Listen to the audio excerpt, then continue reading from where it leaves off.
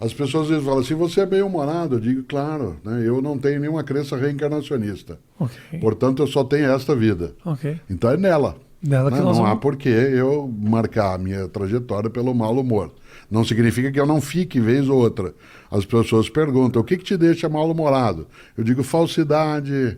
Meu time, que é o Santos, tendo chance de ir pela primeira vez da história, né, ser rebaixado, né, um pouco daquilo que é o democracídio, que alguns querem trazer à tona. Essas coisas tiram um pouco o meu humor, mas por pouco tempo. Você falou que não acredita na ressurreição. Não, na reencarnação. Na reencarnação. Você já pensou sobre esse assunto? Você Sim, já várias refletiu vezes, sobre... porque o melhor texto sobre isso, né, a melhor análise sobre isso na história, claro, afora as práticas, né, da religiosidade, né, céltica, que foi absorvida pelo Allan Kardec, né, que o nome Allan Kardec é um nome céltico, ele, como francês, adotou, né, toda uma concepção de um modo de reencarnação muito inteligente. Mas a melhor reflexão vem de Sócrates. Né? Se você lê, né, uma das obras mais importantes da história do pensamento, que é uma delícia a leitura, uma obra de Platão, um diálogo de Platão chamado Fédon. Né? Fédon. E nesse diálogo é Sócrates que fala por que ele não teme a morte. Porque o diálogo Fédon acontece nos 30 dias que Sócrates fica aguardando o momento da autoexecução. Ele houvera sido condenado ao suicídio, né? Ele escolhe das várias modalidades possíveis que um cidadão grego pudesse ter de suicídio.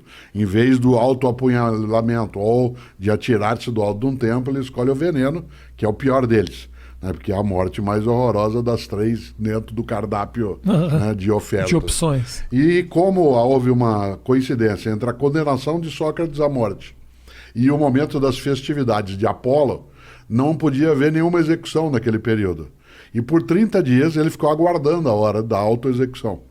Nesse tempo, nesses 30 dias, ele era visitado pelos amigos, era visitado por pessoas que por ele tinham afeto. E nesse tempo ele fala sobre por que ele não temia morrer. E ao falar isso, ele retoma toda uma reflexão sobre a imortalidade da alma e a possibilidade dela retornar. Né? O kardecismo é um modo específico de reencarnacionismo. O pensamento de Platão, e no caso Aristóteles, né, falando por meio de Platão, está mais ligado aos cultos persas. É o que se chama de cultos órficos, em que a reencarnação se dá, né, a partir de um tipo de descumprimento, né, de tarefas que a tua essência teria.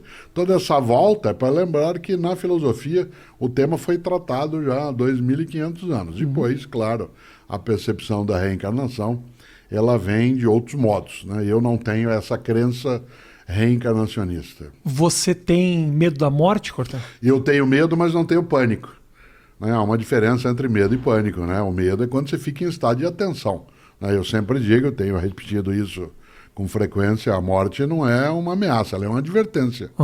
Ela diz, você mortal sendo, cuide-se para não desperdiçar aquilo que você tem, porque cessa. Sim, sim. E nesse sentido, o medo, sim, o medo é algo que é absolutamente importante, que se tenha de qualquer coisa. Eu tenho medo de cair, eu tenho medo, né, de perder a saúde. Medo de cair mesmo? Claro, eu operei o joelho direito, coloquei prótese, e portanto eu preciso, entre a última vez que conversamos e agora, eu estava um dia na Praia do Forte, Salvador, após uma palestra, estava com Cláudia, com quem eu sou casado, e ao final da palestra, para desestressar, a gente, como fazia vez ou outra, foi correr. E eu fui correr na areia e não notei que tinha um banco de areia. Caí e bati o joelho direito, não há fratura na região, ela é quase isso, é no subcondral. Fiquei quase um ano de cadeira de rodas, trabalhando, viajando, fazendo o que tem que fazer. E hoje eu tenho que me cuidar, né? Isso significa que o medo é um estado de proteção.